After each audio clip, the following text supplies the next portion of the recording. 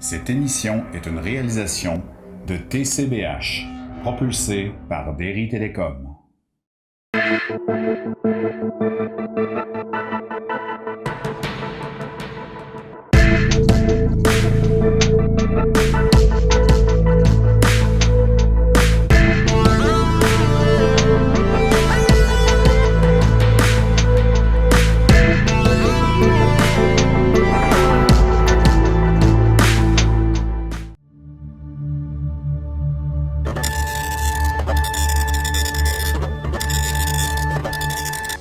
Salut tout le monde et bienvenue à une nouvelle édition des Infos TCBH.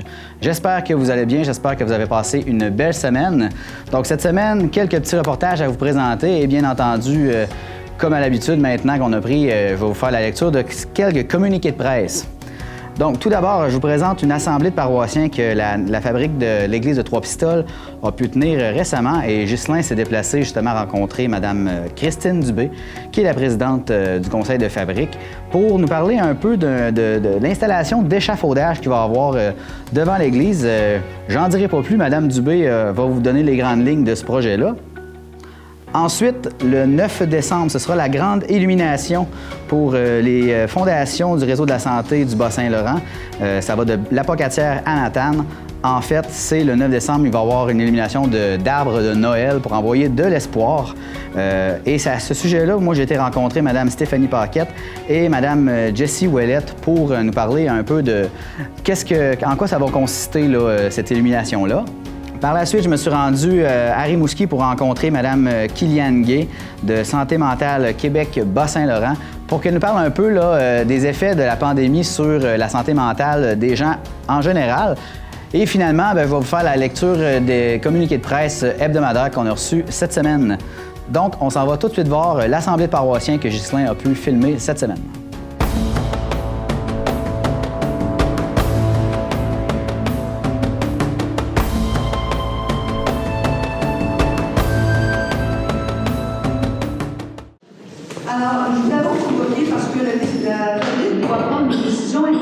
Soit la construction d'un corridor de sécurité pour donner accès à l'Église ou garder le statu quo, c'est-à-dire les célébrations ici à la chapelle.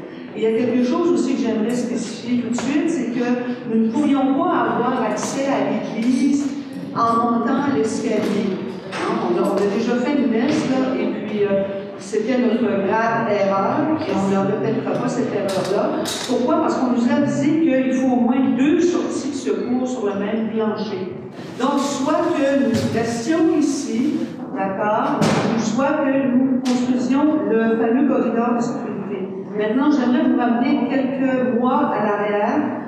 En juin, nous avons eu la firme Boussard qui est venue compléter son carnet de santé et elle a examiné le clocher.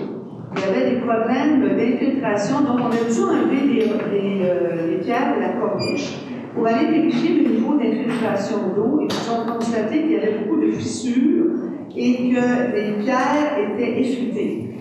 Alors, suite au rapport de ces inspecteurs-là, la Mutuelle des fabriques de Québec, qui est notre assureur, a demandé qu'un périmètre de sécurité soit installé pour permettre l'accès aux portes de l'Église. Et pour avoir ce fameux corridor de sécurité, notre assureur exige d'une part que le plan de l'échafaudage du corridor soit fait par un ingénieur, d'autre part que l'entrepreneur qui vient construire cet échafaudage-là, cet entrepreneur-là donc doit avoir une assurance pour la sécurité civile qui nous protège alors en cas de chute de mortier ou de morceaux de terre, etc. Alors après un appel d'offres, nous, au contracteur du Bas-Saint-Laurent, on a dû requérir au service d'une entreprise spécialisée en échafaudage du Québec, à Québec plutôt, parce qu'aucun entrepreneur ici ne se sentait, je m'excuse l'expression, les reins assez solides pour assurer justement, en cas d'accident, de recouvrir les dommages. Alors, cette compagnie, cette firme d'échafaudage du Québec, propose soit de nous louer ou d'acheter l'échafaudage, mais d'un côté ou de l'autre, les dépenses s'élèvent à 30 500 $. Nous avons convoqué une assemblée paroissiale simplement pour décider si nous faisions le corridor de sécurité pour donner accès à l'Église ou que nous restions sur le statu quo, à savoir de garder les célébrations à la chapelle. Alors, pourquoi on se questionne ici? C'est simplement que le coût d'un échafaudage de sécurité, ça vaut environ 30 500 $ et ce montant-là n'est pas subventionné par le ministère de la Culture et des Communications parce qu'il s'agit ici il ne s'agit pas d'un travail de restauration. Or, ce que je disais à nos paroissiens ici, c'est qu'au niveau du compte de restauration, nous avons présentement 131 000 $ et que le coût de réparation du clocher, une fois les subventions accordées, nous devons débourser 187 500 $. Donc, on tient compte que la Ville, avec une entente que nous signerons bientôt, va nous fournir 50 000 $ par année. Nous savons aussi que la MRC nous a donné 2 000 $ comme fonds structurant pour, effectivement, la restauration du clocher. Mais donc, avec ceci, nous pourrions... avec notre argent présentement, nous avons tout juste assez pour payer pour cette restauration-là. Donc, l'accès, le montage d'un échafaudage, ce coût-là de chantier de 30 500 $, nous n'avons pas les argents présentement. Alors, je posais la question, est-ce que vous voulez avoir une campagne de financement pour ça, pour donner l'accès à l'Église, ou on peut attendre encore, quelques mois et... D'accord. Une fois que le clocher sera restauré, réparé, on pourra avoir plein accès à l'Église. Donc, pour que les gens comprennent bien, ce 30 500 $-là, c'est purement temporaire et ça dépend d'un paquet d'éléments extérieurs qu'on ne peut pas connaître d'avance et de toute façon, ça va disparaître avec le temps. C'est seulement pour assurer pendant 6 mois l'accès à l'Église? Voilà. Alors, cet échafaudage-là de sécurité, effectivement, c'est temporaire parce que lorsque l'entrepreneur arrivera pour faire les travaux de construction, alors il va probablement, justement, de faire cet échafaudage-là, en construire un autre pour lui accommoder ses travaux. Alors, présentement, nous avons 131 000 dans le compte de restauration. Ça nous coûterait 188 000 pour réparer. La Ville, avec une entente que nous allons signer bientôt, nous allons recevoir 50 000 $ par année pendant 5 ans.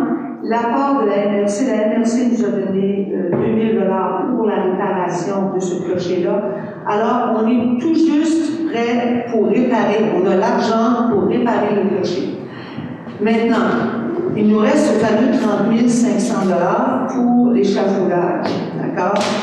Est-ce que, la question qu'on vous pose maintenant ici, est-ce que nous devons prendre cet argent-là du compte de restauration alors que nous avons tout juste les moyens de payer pour la restauration de ce clocher-là? Tenons compte ici, parce qu'on s'est rassemblés à la dernière assemblée de fabrique, et c'est pour ça qu'on a recours, on veut avoir vos opinions là-dessus. Nous sommes présentement en période de pandémie.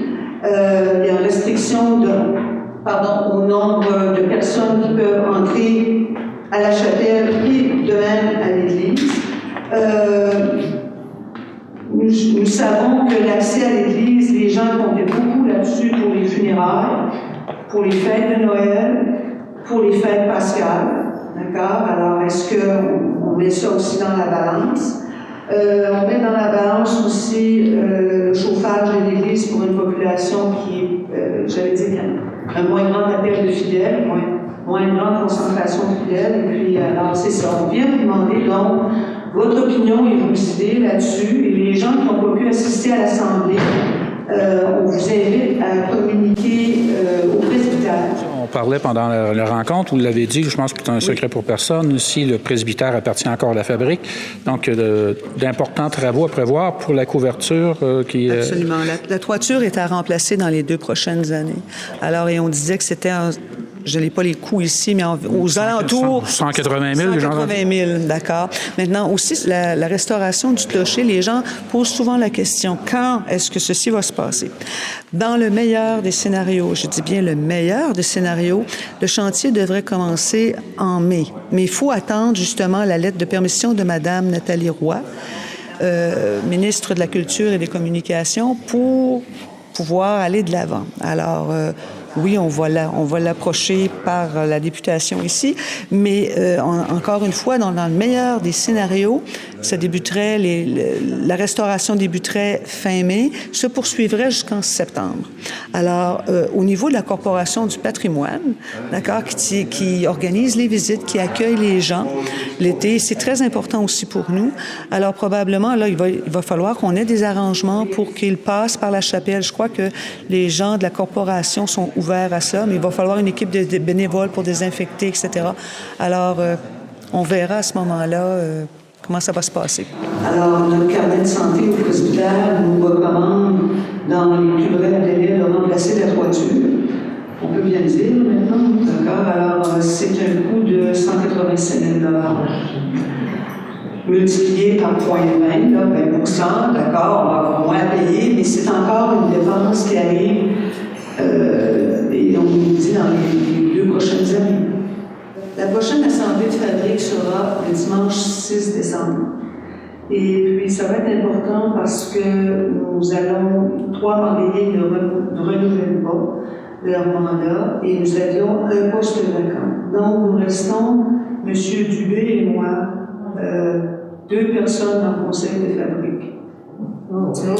Alors, une église, d'accord, repose beaucoup plus sur la communauté. Oui, nous avons besoin de gens ici pour nous aider dans notre mission d'administrer les biens de notre paroisse. Mais c'est clair, on va faire notre possible à 2. Mais, d'accord, on a vraiment besoin ici, on est, d'accord, avoir 2 personnes sur 6, même si on est plein de bonne volonté, il nous faut des bras, il nous faut des têtes. Il y a 3 postes qui ne seront pas renouvelés au conseil de fabrique. Et il y a déjà un poste vacant, ce qui veut dire que sur une équipe de 6 personnes, 6 marguillés, nous reste plus que 2 marguillés, 2 personnes. Alors, 2 personnes pour administrer tous les biens de la paroisse. On fait notre possible, mais il faut absolument avoir des gens qui sont responsables, dynamiques et qui croient vraiment que cette Église-là mérite la peine. Je ne veux pas présumer pour les gens là, qui nous écoutent en ce moment, mais je suis sûr qu'il y a un paquet de gens qui ne savent même pas qu'est-ce que ça fait dans la vie un conseil de fabrique et qu'est-ce que c'est un marié. Est-ce que vous pouvez définir un petit peu c'est quoi? Peut-être ça va en intéresser. Bon, d'accord. Alors, au niveau du conseil de fabrique, ce qui se passe, c'est qu'on a différents dossiers. Par exemple, vous avez le dossier de la restauration. C'est moi présentement qui s'en occupe, mais il y a quelqu'un d'autre qui pourrait le faire. Un dossier qui s'occupe les gens qui s'occupent du cimetière, les gens qui s'occupent justement au niveau des communications extérieures, par exemple, avec la télé communautaire, avec quelqu'un qui s'occupe de la sécurité, etc. Alors, on a différents dossiers et aussi le financement, bien entendu. Alors, des campagnes de financement. Alors, des gens qui sont, j'allais dire, en administration, qui aiment travailler avec d'autres personnes, pas nécessairement en administration, mais qui peuvent donner des bras, qui ont un contact public, qui peuvent vanter notre Église, qui peuvent nous aider là-dedans. Ce serait formidable. Donc, finalement, pour résumer, c'est un conseil d'administration comme n'importe quel conseil d'administration d'organisme. Absolument. Okay. Absolument.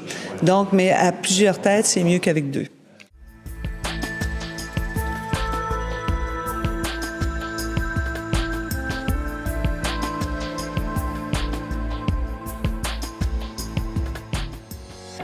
J'espère que vous avez apprécié ce topo là, que Ghislain nous a préparé. Donc, on s'en va voir maintenant l'entrevue que j'ai pu réaliser avec Mesdames Stéphanie Paquette et Jessie Ouellette pour la grande illumination du 9 décembre.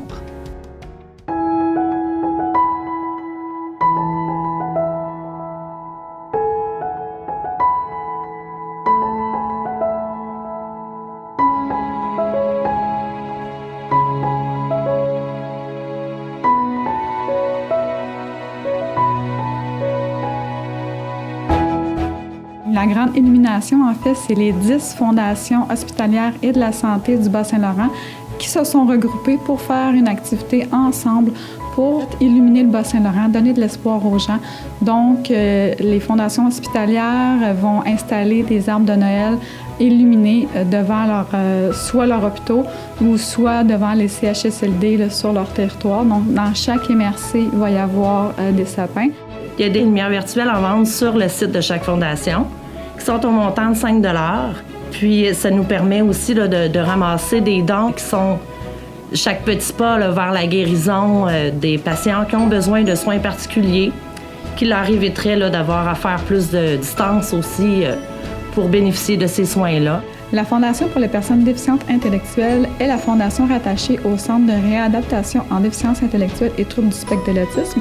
Donc, la mission de la Fondation, c'est de répondre aux demandes de soutien financier de la clientèle en déficience intellectuelle et troubles du spectre de l'autisme, suivi là, par un intervenant du CIS Bas-Saint-Laurent. Et dans le fond, quand on accorde une subvention, c'est vraiment là, pour l'amélioration de la qualité de vie, favoriser l'intégration sociale, donc pour que les personnes aient une meilleure qualité de vie là, au final. C'est notre mission à nous d'aider à l'amélioration des soins qui sont offerts chez nous. Les gens peuvent faire des dons aussi significatifs pour une personne immémoriable là, qu'ils ont perdu, un être cher qu'ils ont perdu. Chaque don, chaque lumière, chaque profit va être remis à la fondation choisie. Et dans le cas de la Fondation pour les personnes déficientes intellectuelles, 100% des dons reçus dans le cadre de la campagne sera remis à la clientèle là, suivie par le CRDI. Les 10 fondations ensemble, on avait le goût de dire aux bas laurentiens, on est là. On est là pour vous. Mais il faut nous aider aussi. Si on veut poursuivre notre mission, il faut que les citoyens, que les organismes, que les entreprises nous supportent puis reconnaissent nos missions qui sont complètement distinctes les unes des autres. Mais on voulait se faire voir puis on voulait donner l'espoir aussi. Mais c'est vraiment une activité aussi pour venir nous donner un souffle dans la prochaine année, là, compte tenu de la situation COVID qui nous a obligés à annuler nos activités de financement. Le 9 décembre, on va tous illuminer nos sapins à 18h30 en même temps.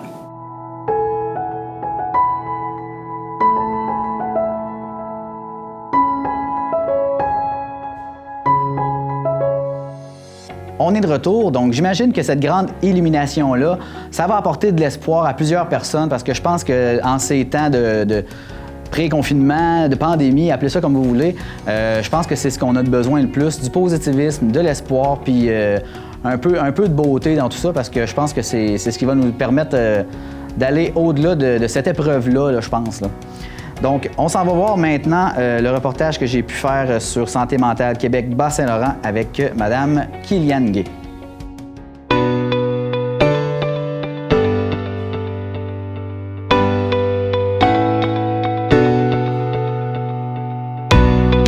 Santé mentale Québec Bas-Saint-Laurent, en fait, on vient en aide à toute personne qui veulent prendre soin de leur santé mentale. Donc, on accompagne, on outille les gens aussi. Donc, on offre des activités, différentes conférences aussi, là. C'est certain que la pandémie, c'est quelque chose qui est extrêmement stressant pour beaucoup de personnes. Donc, c'est quelque chose sur lequel on n'a pas de contrôle, quelque chose qui est très imprévisible, quelque chose qui est nouveau aussi, qu'on n'a jamais vécu auparavant. Donc, c'est quelque chose qui vient augmenter la détresse chez certaines personnes. Je dirais qu'on n'a pas eu de nouveaux cas, nécessairement, là, beaucoup de nouvelles personnes qui sont venues nous voir. Par contre, les membres qui sont déjà à l'organisme, qui sont habitués à nous, bien, on a vu quand même une différence au niveau de leur fonctionnement au quotidien, au niveau de leur niveau de stress, puis leur niveau de détresse aussi, là. C'est certain qu'avec la pandémie, on a dû innover beaucoup. On a dû s'adapter à ce qui se passe, le fait qu'on a dû faire un virage plutôt informatique aussi. Donc, on a des nouveaux moyens de rejoindre les gens. On a pu rejoindre des gens, justement, qui ne nous connaissaient pas avant par les médias sociaux, par nos plateformes Zoom également. Donc, c'est quelque chose qui est positif de pouvoir trouver des nouveaux moyens pour aller chercher les gens et les aider à aller mieux, là.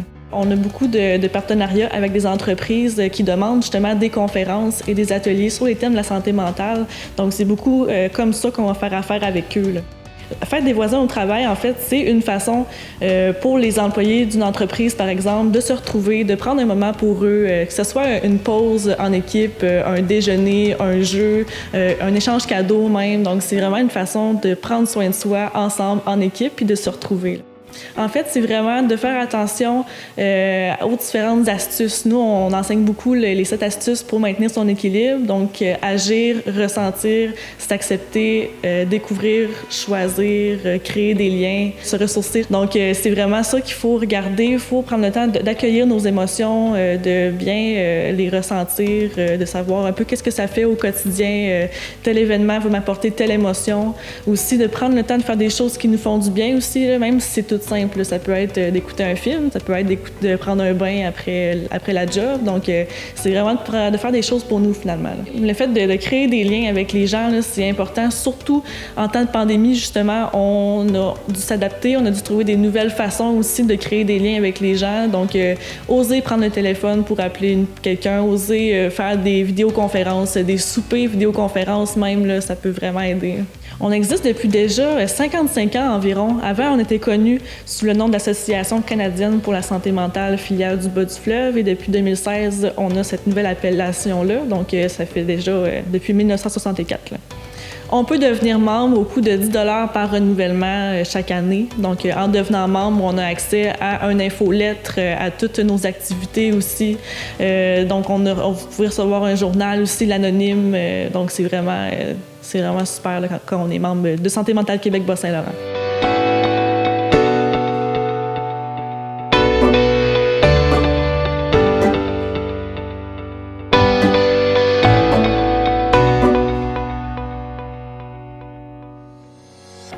On est de retour. J'espère que ce reportage vous aura amené un éclairage nouveau sur la santé mentale. Donc, je pense que c'est bien. On en parle de plus en plus parce qu'il faut faire attention un peu à ce qu'on dit, puis de la manière qu'on le dit aussi, parce qu'on a souvent le réflexe de parler vraiment avec des termes durs, des termes graves quand on parle de santé mentale, mais je pense qu'il faut garder un peu de légèreté dans tout ça.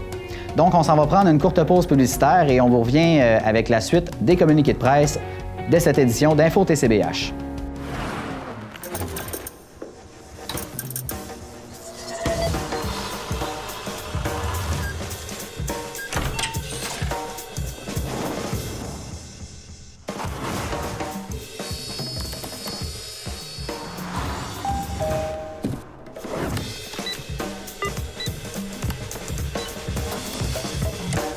Quand tout le monde achète québécois, c'est tout le Québec qui s'investit. S'il y a de quoi, n'hésite pas, OK? Sans faute. Prends soin de toi. Bye, bye. Prends soin de toi. Prends soin de toi. Soyez là pour vous, comme vous l'êtes pour vos proches. C'est possible que la situation actuelle vous fasse ressentir des émotions difficiles ou même de la détresse.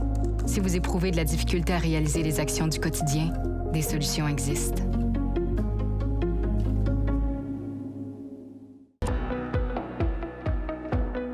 Les organismes, souvent, on a plusieurs projets. Fait que quand on a des bénévoles, bien, ça nous permet de rêver puis d'aller plus loin, plus haut, plus vite. Des bénévoles, ce que j'aime, c'est leur authenticité. Les gens viennent avec ce qu'ils sont, ils apportent ce qu'ils ont. Les bénévoles améliorent fortement le tissu social, le sentiment d'appartenance dans une communauté. Merci de faire une différence parce que sans vous, le monde dans lequel on vit serait tout simplement différent. Nous vous remercions pour votre disponibilité, votre écoute et votre grand cœur. On n'existerait pas sans eux. C'est le fun de les voir rire, c'est le fun de les voir de s'impliquer. Chaque geste posé vient en aide au suivant. Le bénévolat, c'est non seulement nécessaire, ça fait du bien à tout le monde.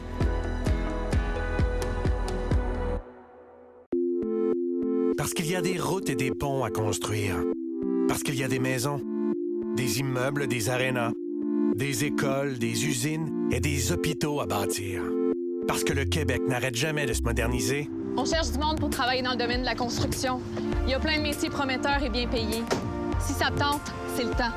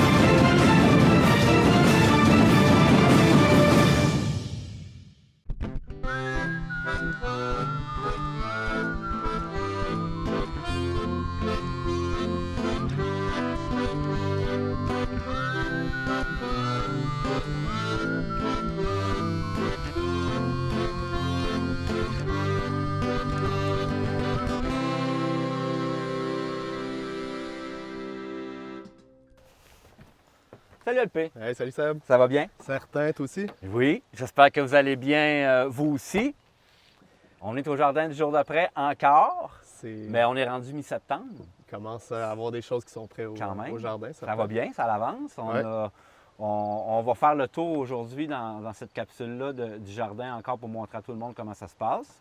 Mais on va y aller avec nos tomates. Certains, les tomates sont prêtes à être récoltées. Oui. Ce qu'il faut qu'on se rappelle, ça, c'est qu'on est au Bas-Saint-Laurent ici. Fait qu'il faut apporter une autre approche au jardinage, là, puis surtout en ce qui a trait aux tomates, là, qui d'habitude poussent dans des climats plus chauds. Puis, donc, il faut expliquer, c'est qu'on a de la difficulté à les faire rougir, nous, ici, à l'extérieur. Tout à fait. Il y a beaucoup de monde qui les font rougir à l'intérieur. Oui. Fait que c'est mon cas aussi. Mais je vais vous donner quelques petits trucs pour être en mesure de garder la saveur et les éléments nutritifs là, que la tomate nous apporte. Oui. Donc, dû au climat, dans le Bas-Saint-Laurent, on est obligé d'adopter des techniques pour être capable d'avoir une certaine autonomie alimentaire. Donc, au niveau des tomates, on peut les récolter quand ils sont 50% mûrs et les rentrer à l'intérieur pour les faire rougir. Oui. Donc, quand je dis mûrs, là, je veux dire 50% rougis. Là. Ouais. Donc, on rentre ça, on les met à l'intérieur.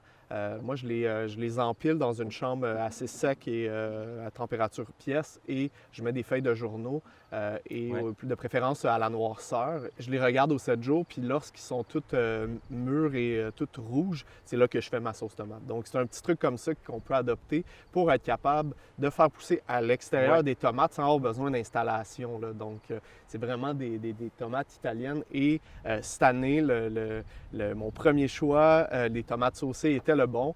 C'est pas que les autres étaient pas bonnes, c'est que les tomates, c'est vraiment les plus grosses, les plus juteuses là, de tout ce que j'ai essayé. Donc, les 42 jours, ils sont super bonnes au croquet. Évidemment, en ce moment, sont prêtes. C'est les seules qui ont vraiment rougi. Les subarctiques, eux autres aussi, ça fait des grosses tomates, mais ils tardent à mûrir. Là, puis j'ai l'impression qu'ils se mettent à craquer en ce moment à cause des changements drastiques de température. Mais ces subarctiques, ça ne devrait pas pousser mieux ici? Ce qui est le fun de l'agriculture, là, c'est que ce qui va fonctionner chez toi à 3 pistoles parce que tu es à côté d'un stationnement et que c'est plus chaud, va pas fonctionner peut-être chez nous. Puis, donc, c'est ça qui est beau finalement de l'agriculture parce qu'on doit adopter des méthodes en fonction de où est-ce qu'on est puis la réalité de chaque terrain a sa particularité. Exactement. Je te ramène à tes tomates, puis tu me disais, je mets un papier journal sur mes tomates. Est-ce que tu utilises d'autres techniques pour les faire rougir plus vite? Est-ce que tu en connais d'autres plus vite? Parce que moi, j'en connais. Vas-y donc. L'éthylène, qui est un gaz qui est dégagé par certains fruits lorsqu'ils mûrissent, permet également à d'autres fruits et légumes de mûrir. Donc, il est fortement conseillé de mettre une pomme ou une banane, mais on va y aller avec le Québec, on va y aller avec la pomme, de rajouter une pomme qui est en train de mûrir à travers nos tomates. Cette pomme-là va dégager de l'éthylène et permettre aux tomates de mûrir plus rapidement, donc de rougir plus rapidement. Donc, ça accélère le mûrissement. Exactement. Wow. C'est vraiment le principe de l'éthylène. Il y a peut-être d'autres fruits puis d'autres légumes là, qui pourraient fournir de l'éthylène aux tomates, là, mais les trucs que je connais, c'est vraiment la pomme. Bon à savoir. Ouais. Ça fonctionne, je l'ai essayé. Lorsqu'on a décidé de faire de la paysannerie, on avait en tête aussi, je pense, de se détacher un petit peu du réseau agroalimentaire mondial, d'avoir une autonomie face à l'approvisionnement, la chaîne d'approvisionnement mondiale, parce qu'on est hyper dépendant de tout ça. Puis je pense qu'il faut être résilient face à notre choix alimentaire. Tout à fait, parce qu'avec le contexte actuel incertain sur le plan mondial, les changements peuvent avoir de lourdes conséquences sur nous. Je pense à l'augmentation du prix du pétrole, par exemple, qui peuvent faire augmenter le prix de la nourriture, surtout en hiver ici. Donc, en réponse à ça, on parle de résilience alimentaire. La résilience alimentaire, qu'est-ce que c'est? Ça se définit comme sa capacité à garantir la sécurité alimentaire au cours du temps et malgré les perturbations non prévues. Donc, l'exemple de l'augmentation du prix du gaz, par exemple. C'est quelque chose qu'on ne peut pas prévoir. Tout d'un coup, ton chou-fleur, il coûte 8$ à l'épicerie. Là. Si tu n'as pas fait pousser de chou-fleur pendant ton été, bien, ça se peut qu'elle soit plus rough l'hiver. Donc, c'est important de revoir nos choix, dans le fond. Bien, de faire les choix sur la consommation plutôt locale, changer nos habitudes de vie, apprendre à consommer ce qui pousse ici dans l'idée que notre consommation a un impact social et environnemental au niveau mondial. Le cas de la banane est éloquent à quel point rentrer dans notre culture alimentaire depuis plusieurs années en Amérique du Nord. Et elle a un poids social et environnemental important sur le plan humain. Juste l'exemple de la Chiquita Brand, les conditions de travail qu'elle donne aux employés en Amérique centrale et du Sud démontrent la non-logique de ce système mondial qui fait fi des violations de droits humains. Alors, dans la chronique de la Régine de cette capsule, je voulais vous présenter le vaporisateur. Cet outil a plusieurs usages. Premièrement, on peut appliquer un insecticide. Dans notre cas, c'est sur l'ail avec la teinte du poireau qui attaque fortement, donc on applique du BT. Deuxièmement, les fongiques, l'application d'antifongiques pour combattre les champignons. On connaît sur les arbres fruitiers la tavelure pour le pommier et pour les tomates, le mildiou. Et troisièmement, une pratique qu'on connaît peut-être un peu moins, la fertigation foliaire, qui implique de mélanger de l'eau avec un engrais soluble, liquide, pour le vaporiser sur le feuillage des plantes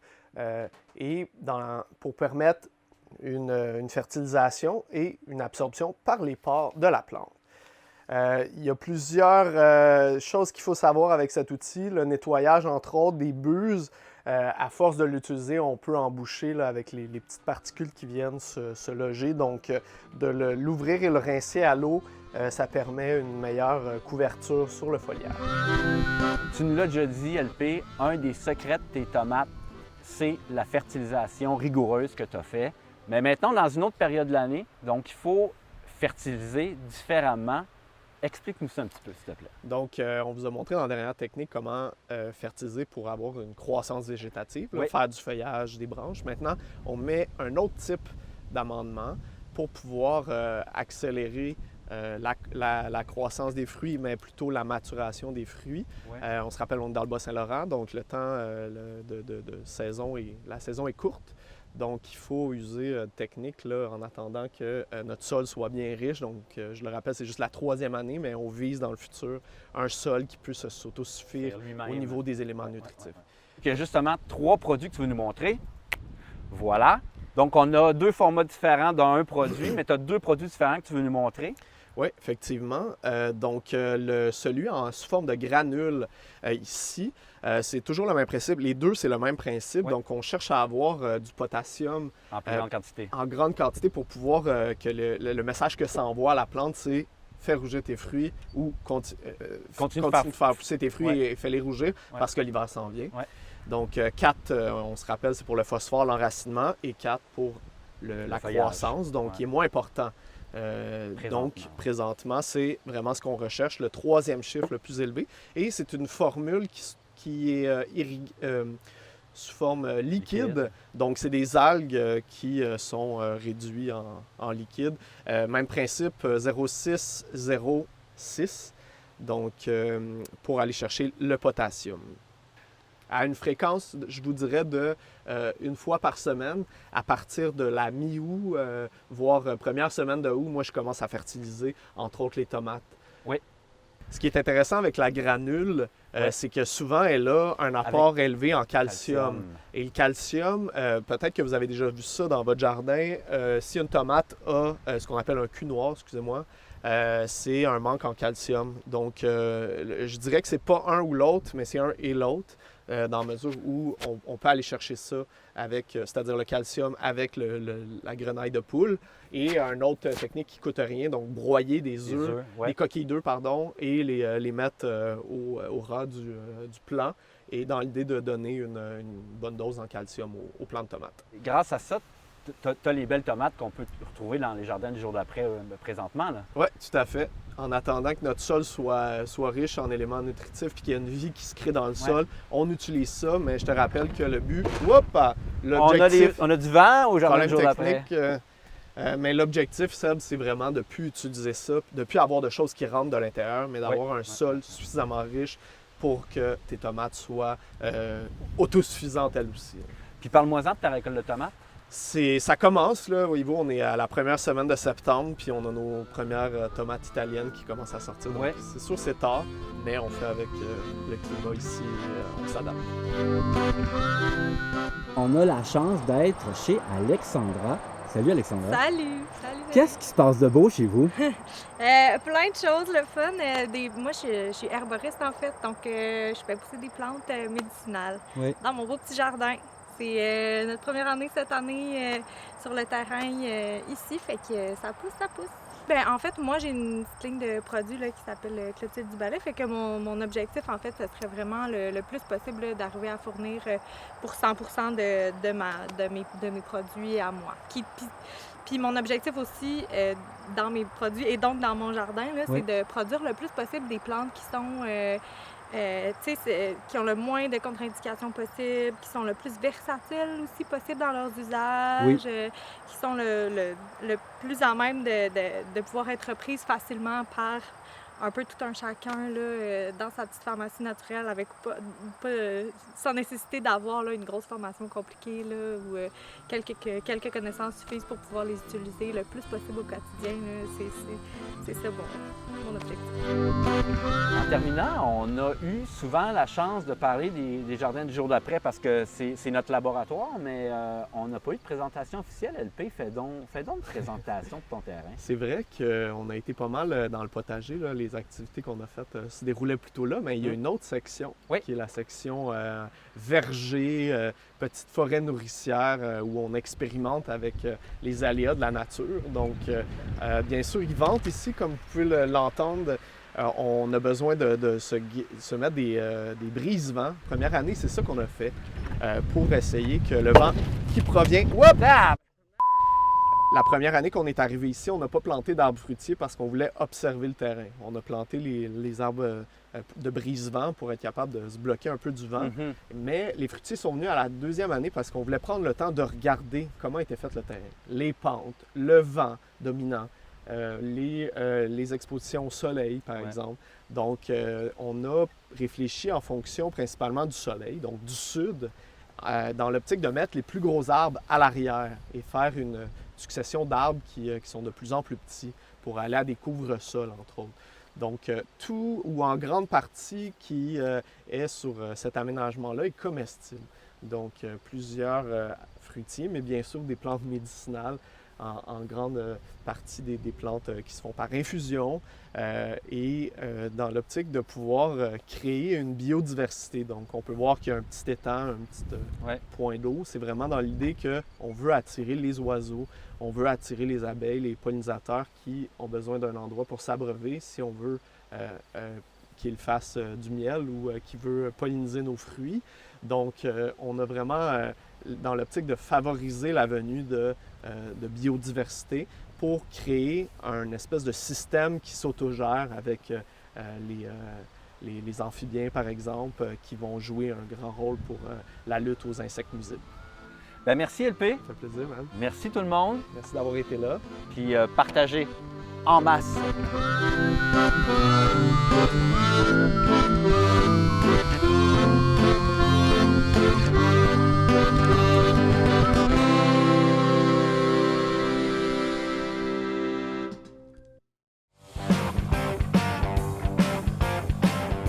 Vous êtes un passionné de quilles? Vous aimeriez apprendre tout en vous divertissant? Dans ce cas, ne ratez pas Histoire de quilles, tous les lundis 20h, en reprise les mercredis 14h et les vendredis 23h59, seulement sur les ondes de TCBH.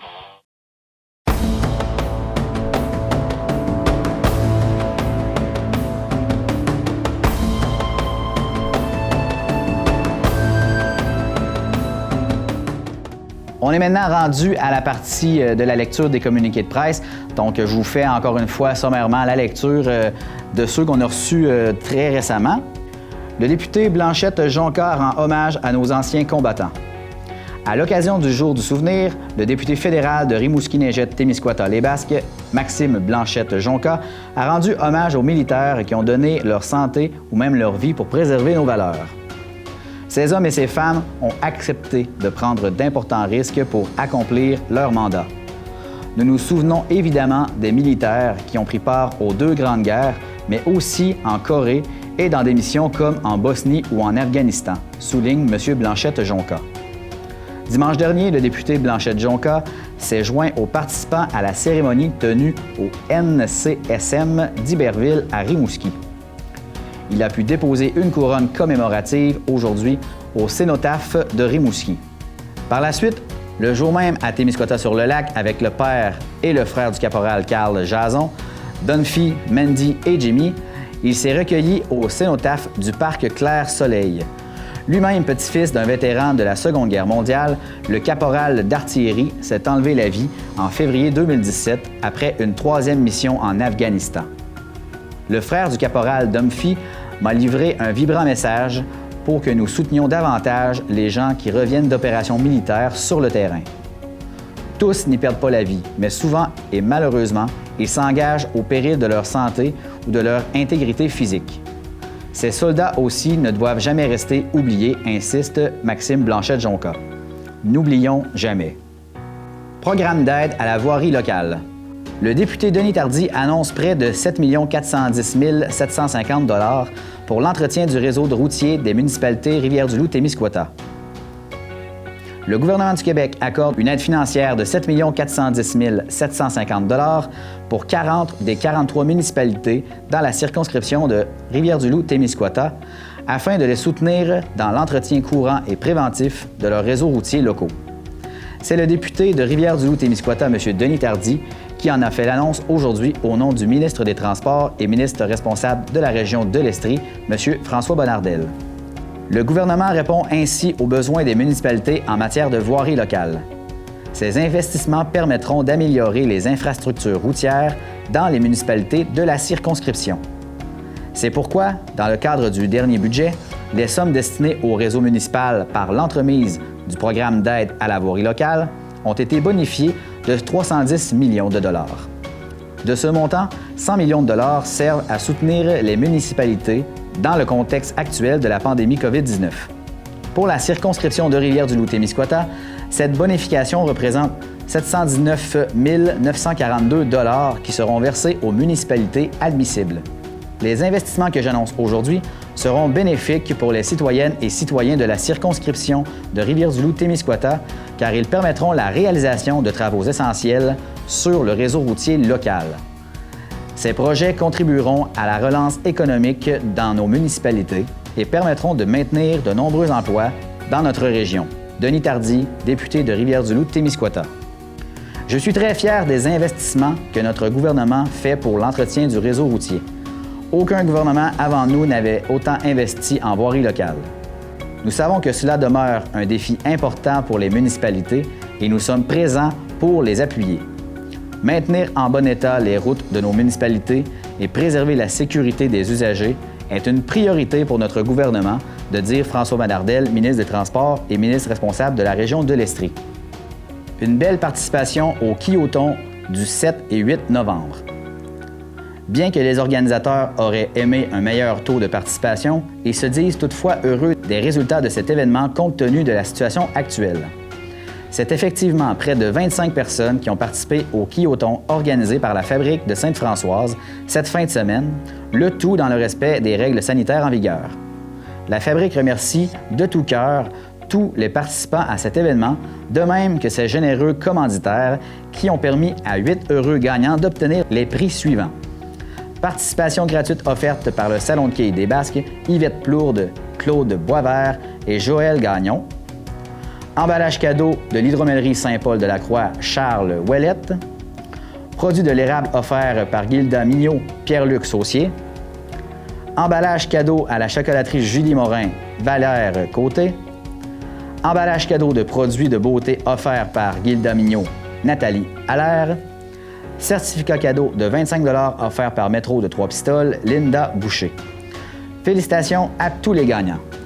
En espérant que la situation soit plus propice aux activités sportives dans les mois à venir, la Fabrique compte bien reprendre l'activité l'an prochain.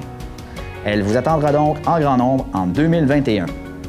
C'est ce qui complète notre émission. J'espère que vous avez apprécié les reportages qu'on vous a présentés au cours de celle-ci.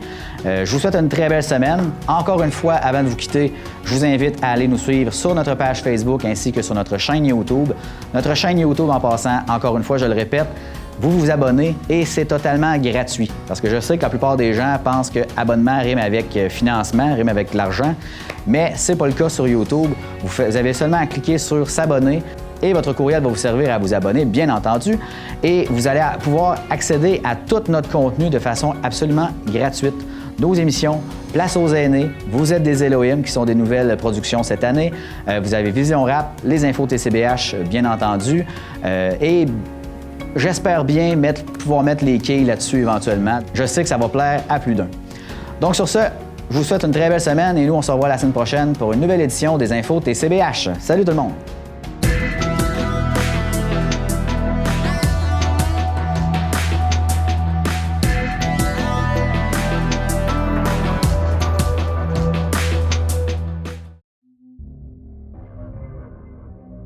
Cette émission est une réalisation de TCBH, propulsée par Derry Télécom.